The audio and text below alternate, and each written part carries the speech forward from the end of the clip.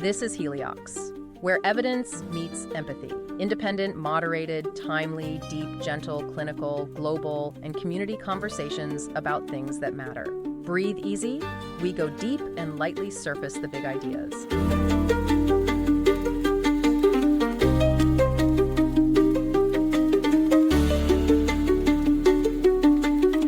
You know, it's funny.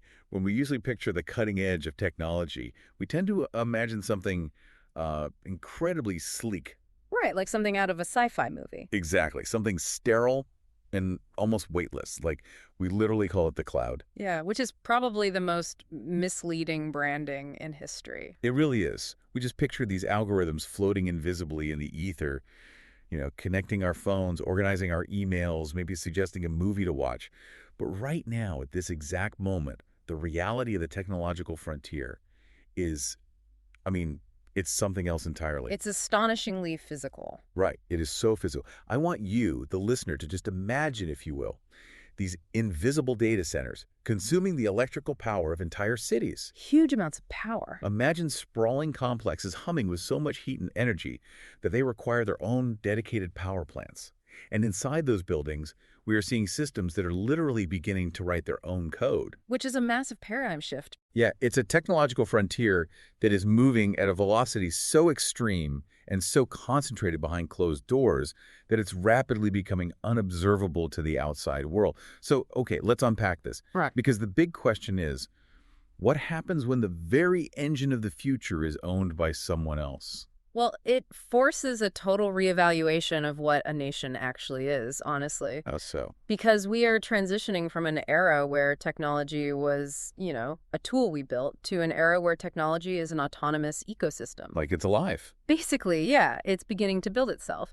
So the countries that lack the physical infrastructure to even observe that process, let alone participate in it, they are staring down the barrel of functional obsolescence. Look, this isn't just some theoretical philosophical debate we're having today. Well, not at all. Today, we are diving deep into the European Union's urgent, high-stakes quest to secure its place in this AI revolution.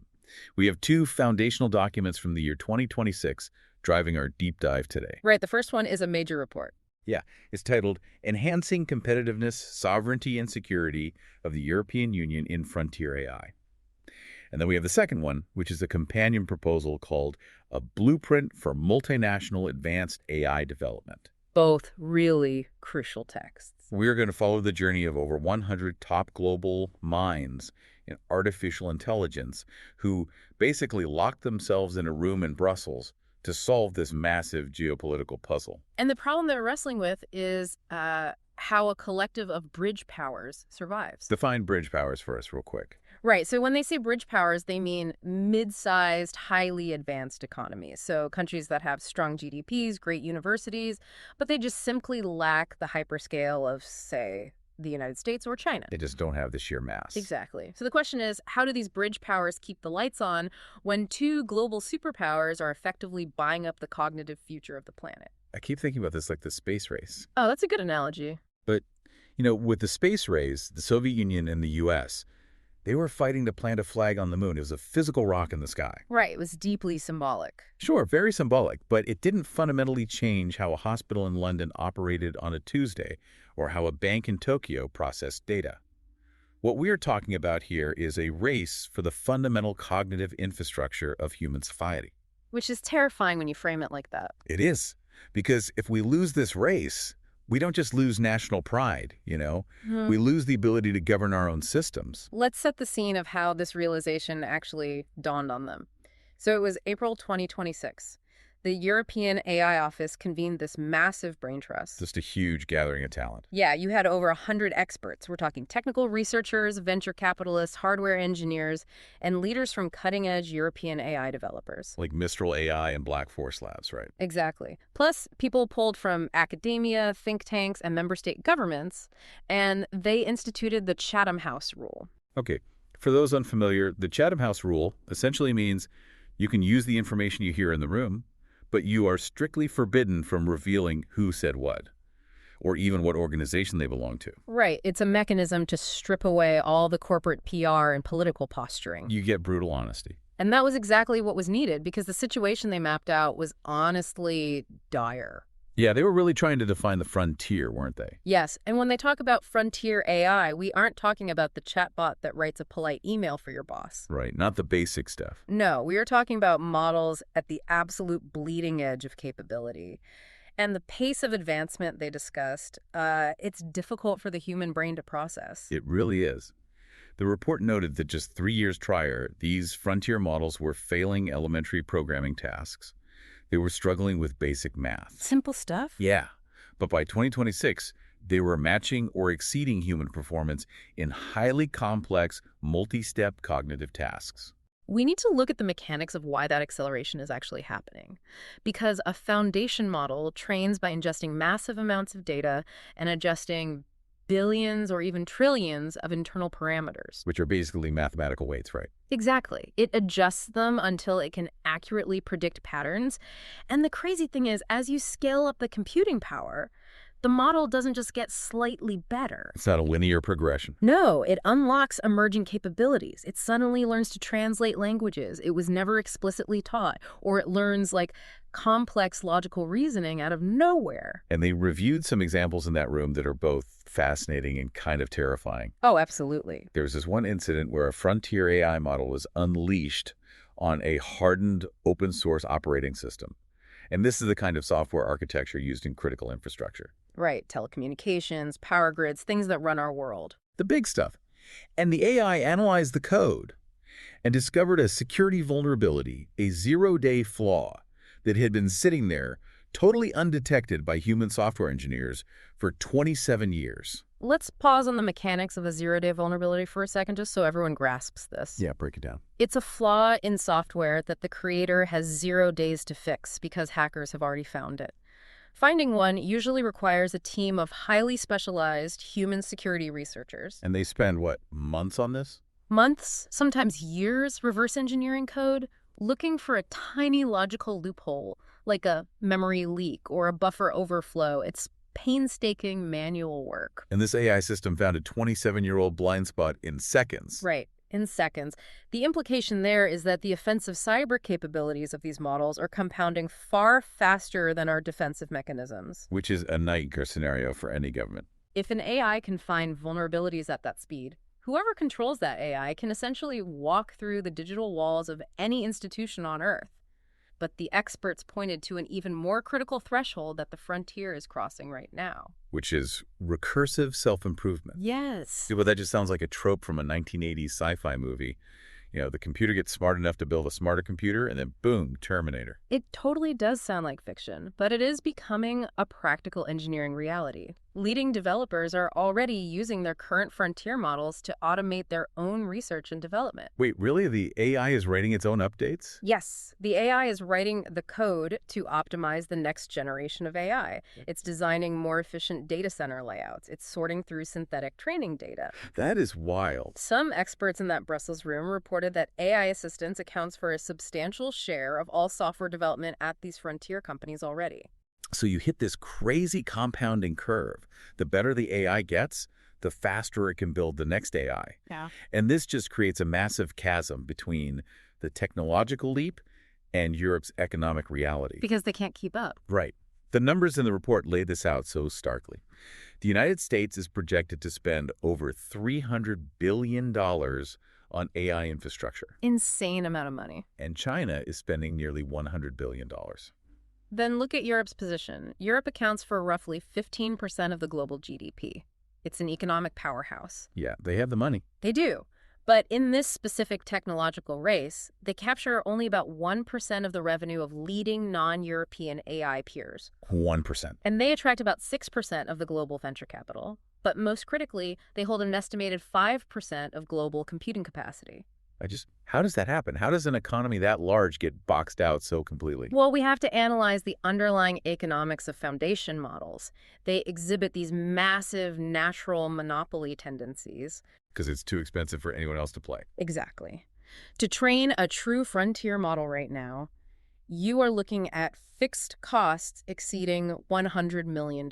Okay, I want to break down that $100 million because it's not like they're buying rare diamonds. Yeah. Where does that money actually go? The vast majority goes to physical hardware and the energy to run it. You are buying Tens of thousands of specialized graphics processing units, or GPUs. And those aren't cheap. Not at all. Mm-hmm. And then you have to wire them together with incredibly high bandwidth networking cables so they act as one giant brain. Then you have the energy costs. Which we mentioned earlier is massive. Running tens of thousands of GPUs at maximum capacity for 3 to 6 months straight, it requires an ocean of electricity. And because they generate massive amounts of heat, you spend millions more on industrial cooling systems. Just to keep the computers from melting. Literally. Chilled water loops, massive fans, just to keep the silicon from physically melting down. So the entry fee is astronomical.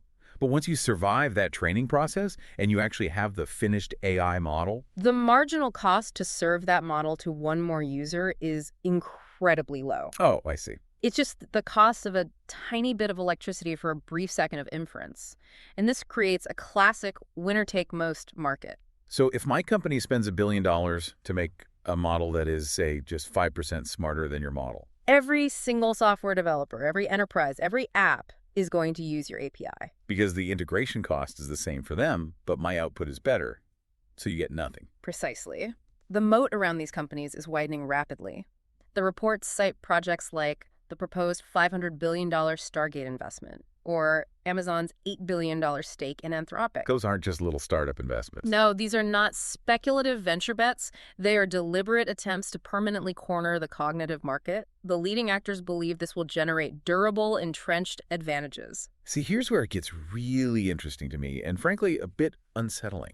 If a handful of private, non-European companies are essentially automating global R&D, and they are keeping their absolute best, most capable models entirely for internal use. Which they are. Right. So they use the super smart AI in-house, and they release the slightly dumber, safer version to the public.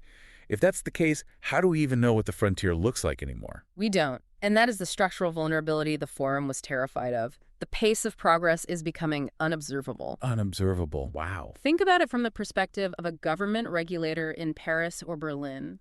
The true bleeding edge of human technological capability is locked inside a corporate server farm in Nevada or the Gobi Desert. You are flying completely blind. Exactly. You don't know what capabilities exist, and you don't know what risks those capabilities pose to your national security until the company decides to issue a press release. So we are just trusting corporate PR to tell us what the future is. We are. And that realization forced the experts in Brussels to start mapping out Europe's strategic vulnerabilities. They had to figure out a survival strategy for bridge powers. Right, because they can't just sit there.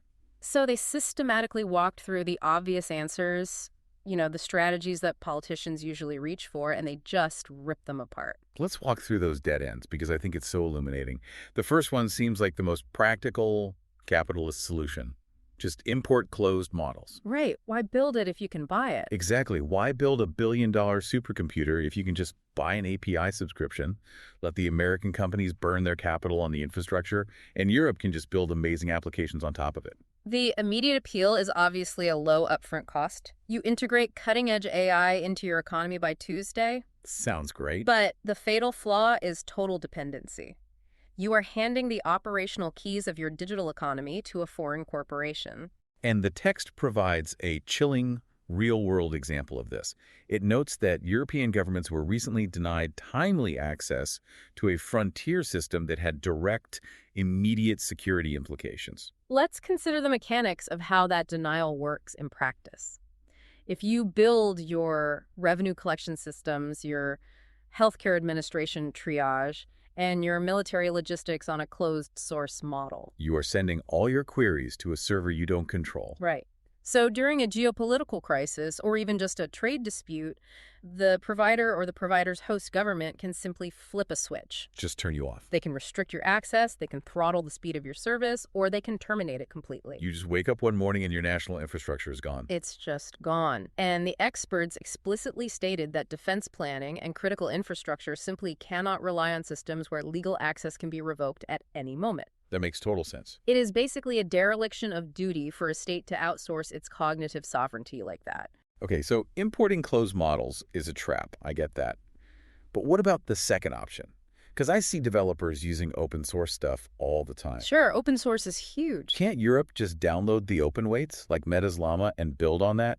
It's free, The companies are literally giving it away on the internet? The open model approach is really seductive, but the experts identified two massive structural flaws with it. First, we need to clarify what open actually means in this context. Because it's not what people think it is. Right. Most of these aren't truly open source in the traditional software sense where you get all the training data and the exact code used to build it. They are open weight. Which means You get the final compiled mathematical weights of the model. it's kind of like getting a baked cake, but not the recipe or the flour, right? That's a great analogy. Like you can eat it, you can maybe put different frosting on it, but you can't figure out exactly how the baker made the sponge so fluffy. Exactly. And the first flaw with this baked cake approach is that these released open weight models are always lagging behind the true internal frontier. Right. The report noted a lag of roughly 3 to 6 months in certain capabilities. Which doesn't sound that bad to a layperson. No, it doesn't. I mean, my smartphone is 2 years old and it works totally fine. 6 months feels like nothing. In traditional tech, sure. But in frontier AI, a 6-month lag means you are effectively operating in a different technological era. Because of that recursive improvement we talked about. Right. If the compounding curve of self-improvement is active, a 6-month lead could translate to an insurmountable strategic advantage. But that's just the first flaw.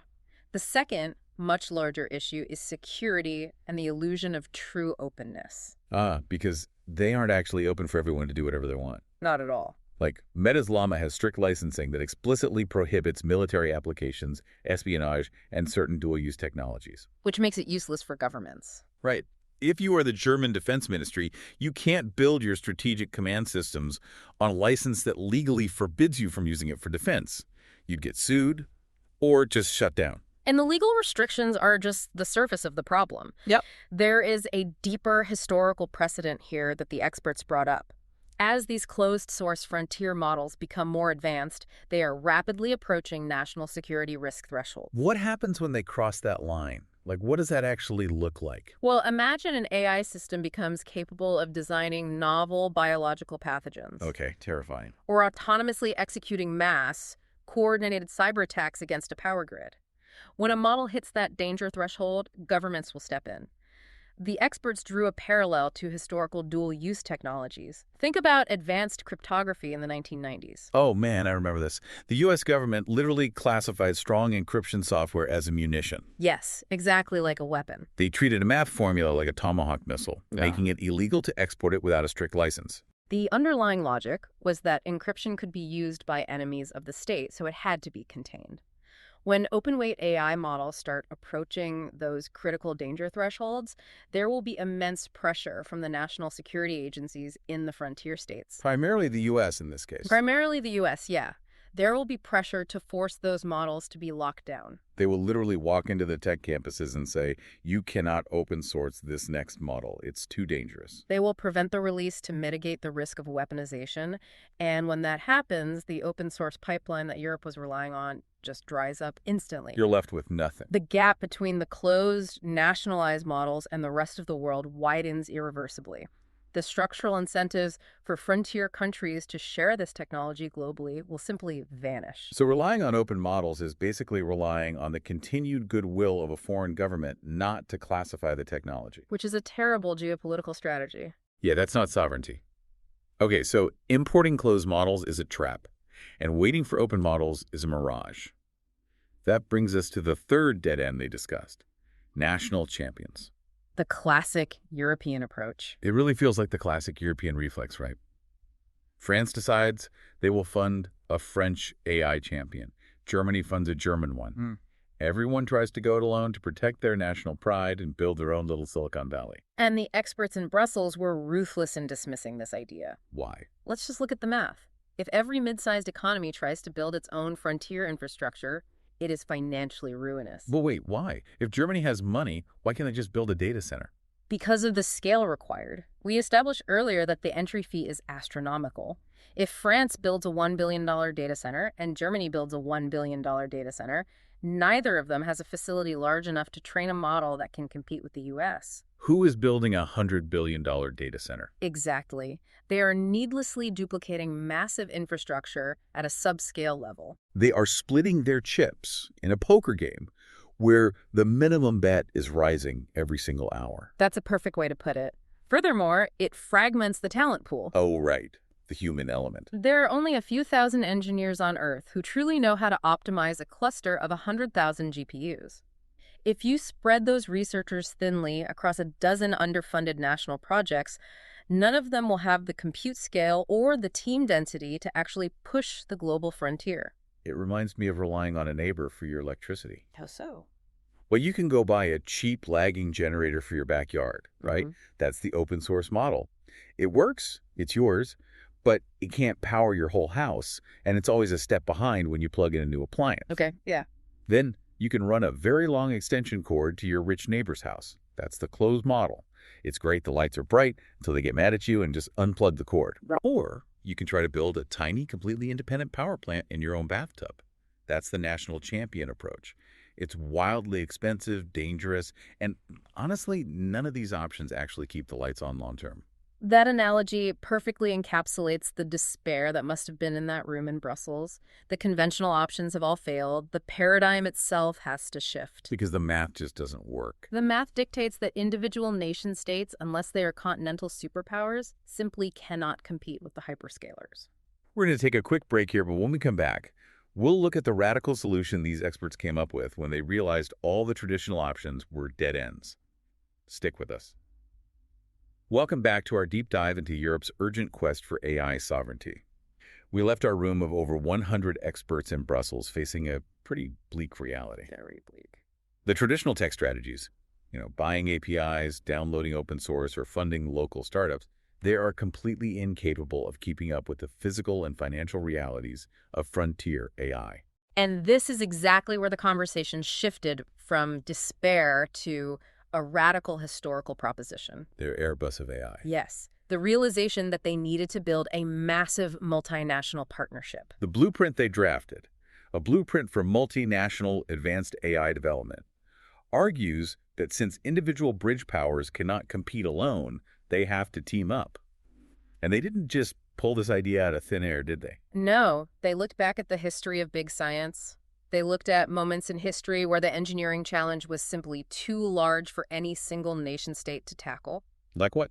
Let's look at CERN, the European Organization for Nuclear Research. Oh, they're the ones with the Large Hadron Collider in Switzerland, right? Yeah. The massive underground tunnel smashing atoms together. That's the one. They found the Higgs boson. Right, but think about the physics of building that machine. It's a 27-kilometer ring of superconducting magnets requiring liquid helium cooling to operate at minus 271 degrees Celsius. Which is mind-boggling. No single European country in the 1950s could have funded or built that alone. But by pooling their resources, they didn't just compete with the US and the Soviet Union, they built the preeminent particle physics laboratory in the entire world. The report also brings up Airbus, which I actually find even more relevant because Airbus wasn't just pure science. Right. It was commercial warfare. Exactly. The aerospace industry in the 1960s was entirely dominated by American companies. Boeing, McDonnell Douglas, Lockheed. Yeah, and the individual European aviation companies in France, Germany, and the UK were being decimated. They were building great planes, but they didn't have the scale to mass produce or market them globally against a giant like Boeing. So they forced these fierce national rivals to just combine forces. Which was incredibly difficult politically. But the French made the cockpit, the British made the wings, the Germans made the fuselage. It required overcoming immense political squabbling, but it worked. Today, Airbus is essentially a duopoly with Boeing.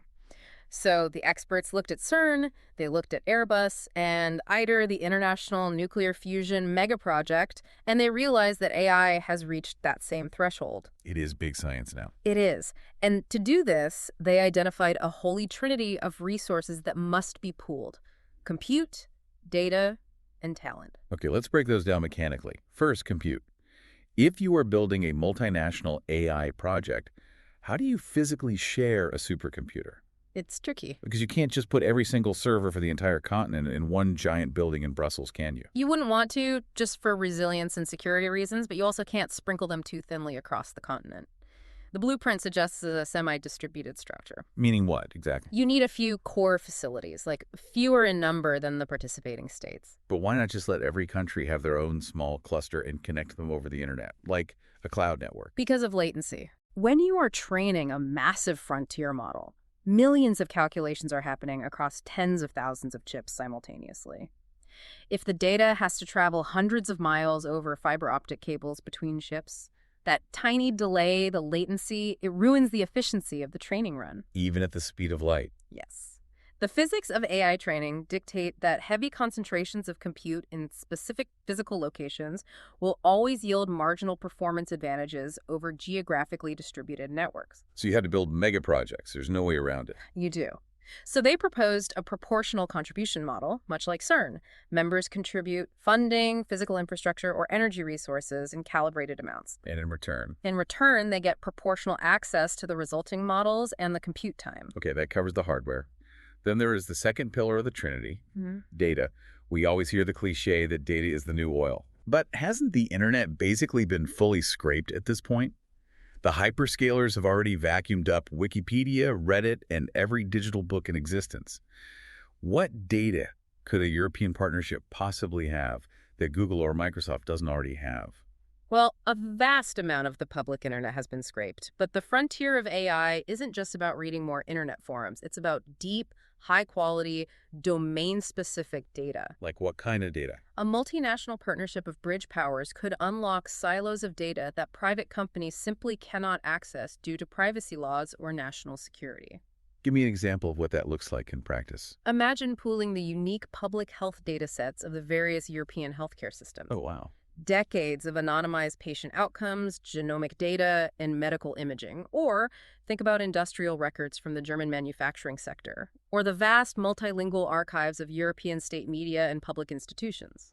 That is a lot of specialized knowledge. If you combine these data sets in a secure, compliant environment, one backed by state actors, you create a training corpus that is incredibly rich, incredibly diverse, and functionally impossible for a private tech giant to replicate. Because they just legally can't get their hands on it. Exactly. But the trickiest part of this entire blueprint has to be the third pillar, right? Talent. Always the hardest part. How do you convince a top-tier AI researcher, someone who is being offered a multi-million-dollar compensation package and stock options in Silicon Valley, to come work for a European multinational consortium? You can't pay them in good feelings and bureaucratic prestige. No, you can't. And the blueprint is pragmatic about this. It insists on offering credible, massive computing capacity and highly competitive pay. You have to give the engineers the tools to do the work. But they can't match Silicon Valley dollar for dollar, can they? Maybe not, but there is a fascinating psychological insight the experts unpacked regarding the global AI research community. What's the insight? There is a growing, palpable disquiet among leading AI researchers at the major tech giants. Disquiet. About what, exactly? About the opaque, unaccountable corporate ecosystems they're operating within. Oh, interesting. Many of these researchers got into the field because they wanted to solve fundamental problems in human intelligence, or they wanted to cure diseases. They wanted to help humanity. Exactly. And now they find themselves building systems that are being increasingly commercialized without democratic oversight, driven entirely by quarterly profit motives, and wrapped in intense corporate secrecy. They feel like they're building a nuclear reactor in a basement, and the CEO is just trying to figure out how to put ads on it. That is a very accurate way to describe the sentiment. And the report highlights this ethical fiction as a massive, untapped strategic asset for Europe. By offering them an alternative. Yes, by committing to responsible AI development as the foundational goal. Building a project grounded in transparency, safety, and democratic legitimacy. This multinational effort becomes a beacon. It's an ideological recruiting tool. Coupled with access to frontier-scale supercomputers, you offer top-tier talent the chance to do the most exciting, well-resourced work of their lives, not to maximize a company's ad revenue, but in the service of humanity and the public interest. And for a certain tier of brilliant minds, that is a compelling proposition. It absolutely is. I see where you're going with that. But I have a major question about this grand multinational vision. Sure. What is it? What does this actually mean for sovereignty? The report cautions against confusing sovereignty with autarky. Right. And autarky is the idea that a country has to build absolutely every single wire, microchip, and software line within its own borders to be truly independent. Yes, total self-reliance. Right. But if Europe is sharing a massive AI model with the 20 different nations, how does that make any individual nation sovereign? It's a really crucial distinction they make. The experts clarify that sovereignty in the hyper-connected age of AI is not about isolationist ownership. Okay. It is about the ability to access, choose, control, and benefit from the technology. Okay, let's test that idea. Well, if you are entirely dependent on a foreign corporation's API, you have none of those things. They can cut you off tomorrow. But if you are a founding member of a multinational partnership, you have governance rights. You're an owner. You sit on the board.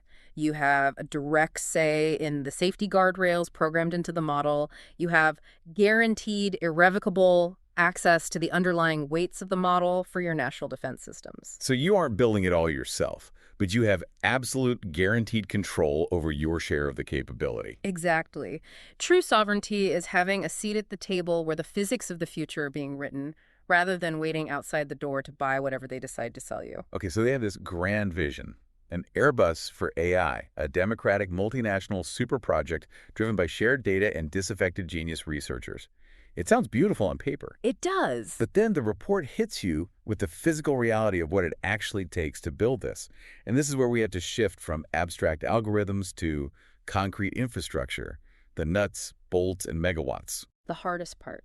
The report explicitly calls out the next 1 to 2 years, basically right now, as the decisive window. If they don't start pouring concrete immediately, they lose. And pouring concrete for AI infrastructure is unlike pouring concrete for almost anything else in human history.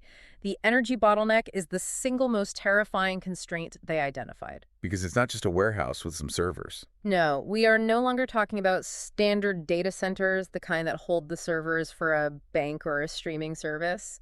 Individual AI facilities are scaling toward gigawatt-class infrastructure. A gigawatt, let's just ground that in reality for a second. A standard nuclear reactor produces about 1 gigawatt of power, right? Yes. It's enough to power roughly 750,000 homes. And the experts noted in the text that one planned non-European site is projected to exceed 3 gigawatts by 2027. 3 nuclear reactors worth of energy for one single building. That single facility will consume more electricity than a major U.S. city. That is just hard to wrap my head around. What? Think about the physics of that much energy entering a building. It's not just about getting the electricity in, it's about getting the heat out. The entire building is essentially a massive thermal management puzzle. We really do think of the cloud as this invisible, weightless thing. But the frontier of human knowledge right now looks like millions of processors screaming hot, drawing down the power of a metropolis surrounded by cooling towers. That is the reality. So how on earth does Europe counter this? Their stated goal in the report is to host 15% of global compute, to match their 15% of global GDP. How do you randomly find multiple gigawatts of available power in Europe? The experts propose some incredibly pragmatic, almost brutalist solutions to this. The first step is regulatory, the creation of data center acceleration zones. Meaning what, practically? Implementing single window permitting to ruthlessly cut through local red tape. Bureaucracy. Right. You cannot wait 5 years for a local zoning board to approve an environmental impact study for an AI facility when the technology completely reinvents itself every 6 months.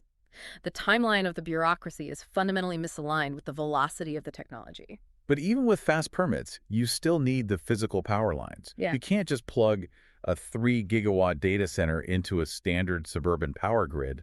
The wires would literally melt. No, absolutely. And building new high-tension transmission lines takes a decade of planning and land acquisition, doesn't it? It does. Which leads to one of the most mechanically fascinating ideas in the entire report: the strategic use of brownfield sites. Okay, what does that mean? Specifically, they proposed repurposing decommissioned coal and lignite power plants. Hold on, you're telling me we just stick a multi-billion-dollar supercomputer inside a rusted-out coal plant in the Ruhr Valley? That sounds like a steampunk fantasy, not a real economic strategy. It sounds crazy, but let's look at the physics of a power grid. Uh-huh. A coal plant was designed to generate massive amounts of power and push it out to the grid. Therefore, the site itself already has massive high-capacity copper transmission lines built right into it.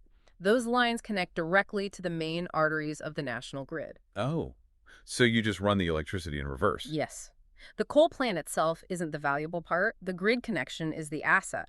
By placing AI hubs on these brownfield sites, you bypass a decade of grid infrastructure planning and land rights negotiations. Because the wires are already there. You just knock down the smokestacks, build the server halls, and draw power from the grid through the existing massive pipelines. That is incredibly clever. Uh-huh. But they still need to generate the power somewhere to feed into that grid. And Europe is heavily focused on decarbonization. They can't just burn gas to run AI. No, they stressed integrating green power directly into these sites, but it has to be specific types of green power.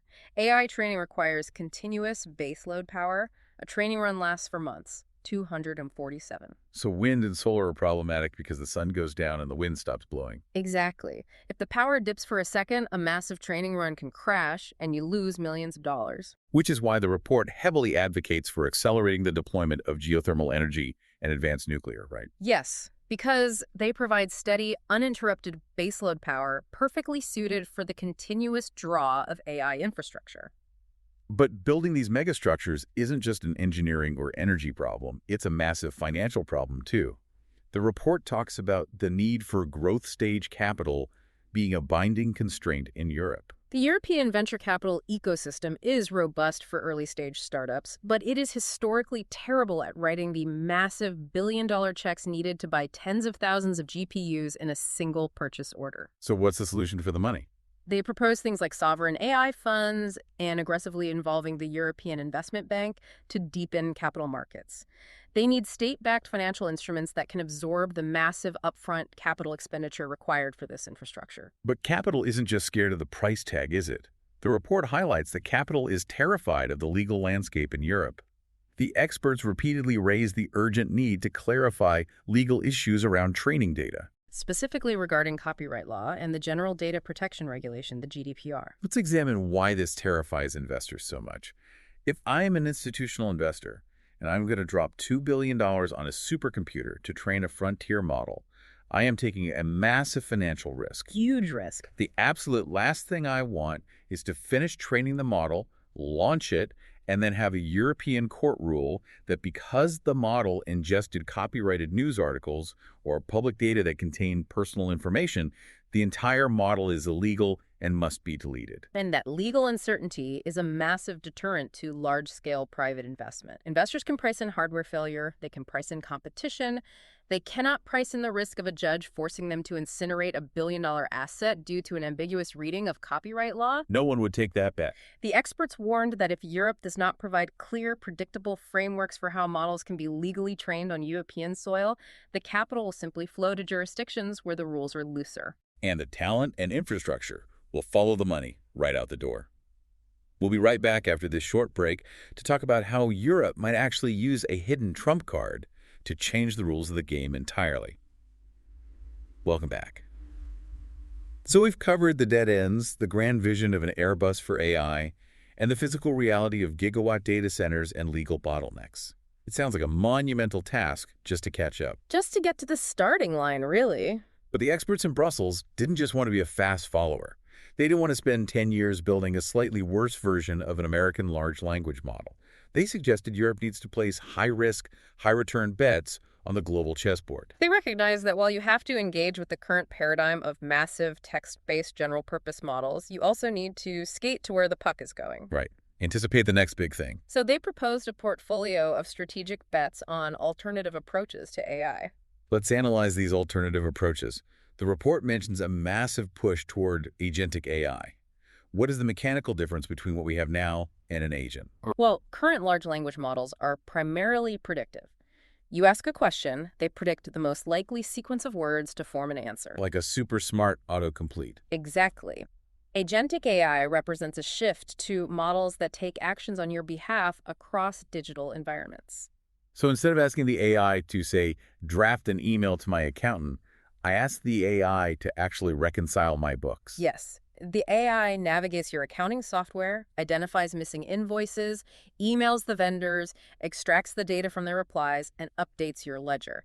It has agency. It's doing the work. It operates with a degree of autonomy to achieve a high-level goal. That sounds incredibly useful, but also like a nightmare if it goes wrong. The experts noted this has massive potential for industrial and enterprise applications, which aligns perfectly with Europe's heavy industrial economy, but it introduces profound safety challenges. Because no one is watching it. When you remove humans from the loop of direct decision-making, the potential for cascading errors or automated malicious actions skyrockets. They also talked about physical AI and robotics, as well as something called world models. Physical AI is about embedding intelligence into the physical world.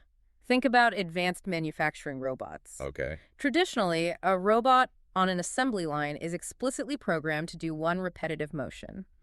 Physical AI allows the robot to adapt to new tasks, navigate unpredictable environments, and learn through physical interaction. And how do world models play into that? So a text-based LLM learns about the world by reading descriptions of it.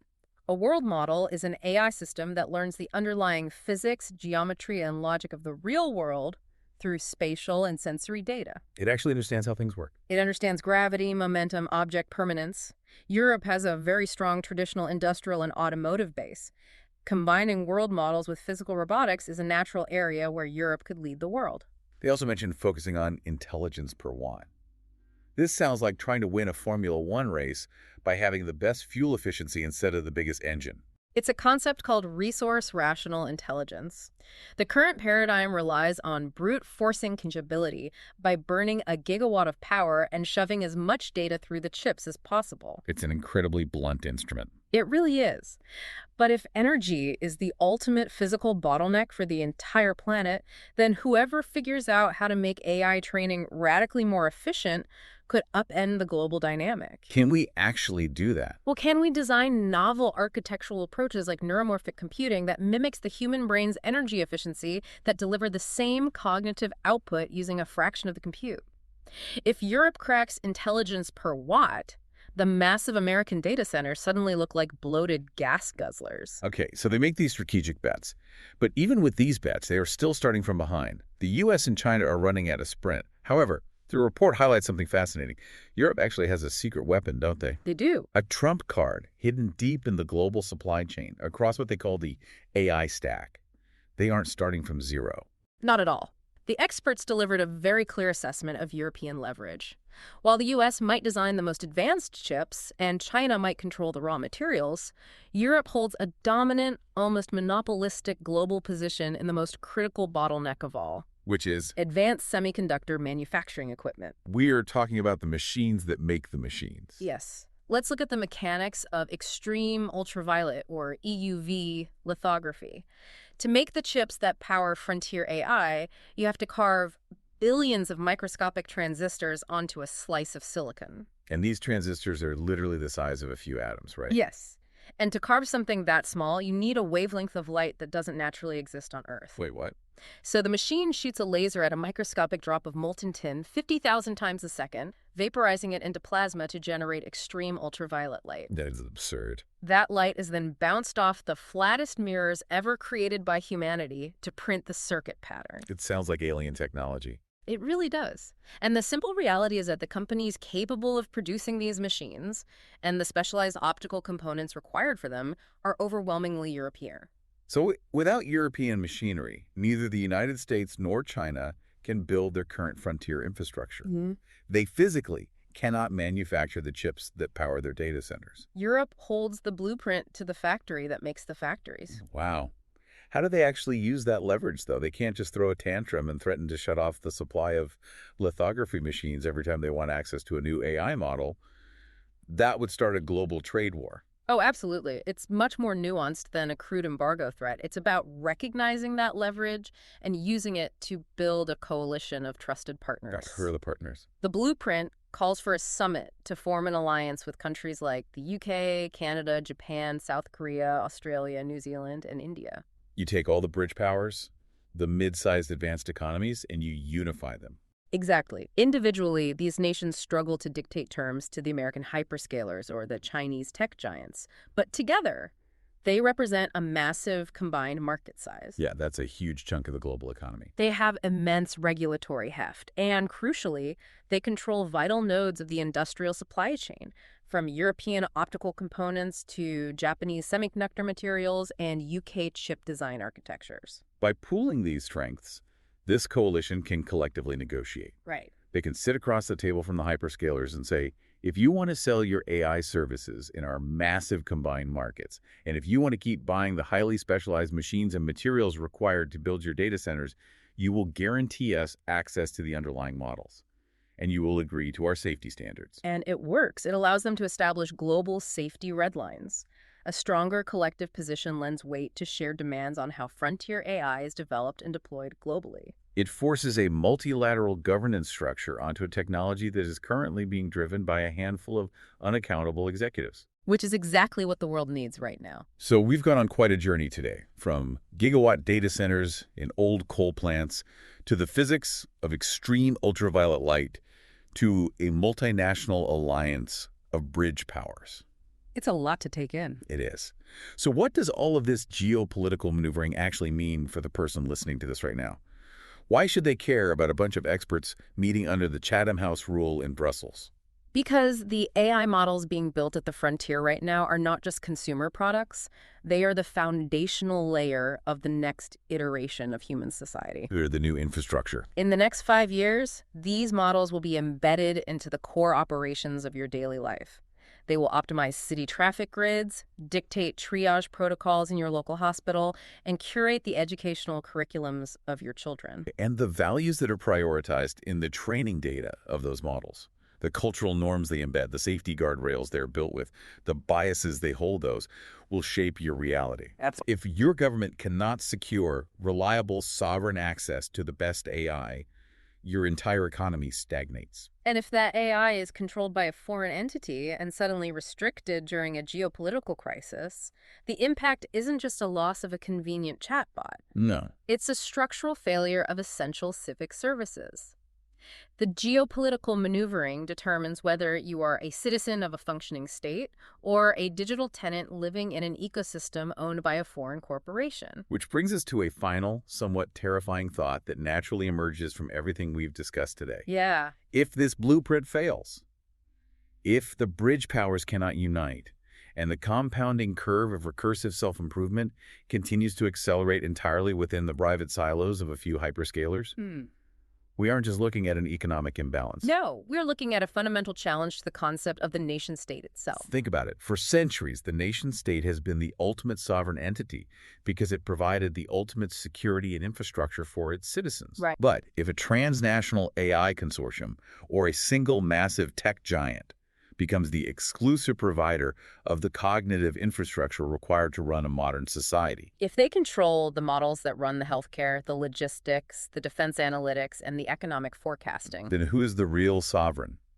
If you are a citizen relying entirely on an invisible, unobservable intelligence owned by a private board of directors, the traditional government becomes nothing more than a middleman. we might see the nation-state rendered obsolete, not by a conquering army, but by a gigawatt data center that simply calculates reality better and faster than any human institution ever could. It's a profound puzzle that these experts are frantically trying to solve before the concrete dries and the servers are turned on. We hope this deep dive gave you a glimpse behind those closed doors in Brussels. Keep questioning the algorithms you interact with. Keep paying attention to where the infrastructure is being built. And as always, stay incredibly curious. Heliox is produced by Michelle Brucker and Scott Bleakley. It features reviews of emerging research and ideas from leading thinkers, curated under their creative direction with AI assistance for voice, imagery, and composition. Systemic voices and illustrative images of people are representative tools, not depictions of specific individuals. Thanks for listening today. 4 recurring narratives underlie every episode: boundary dissolution, adaptive complexity, embodied knowledge, and quantum-like uncertainty. These aren't just philosophical musings, but frameworks for understanding our modern world.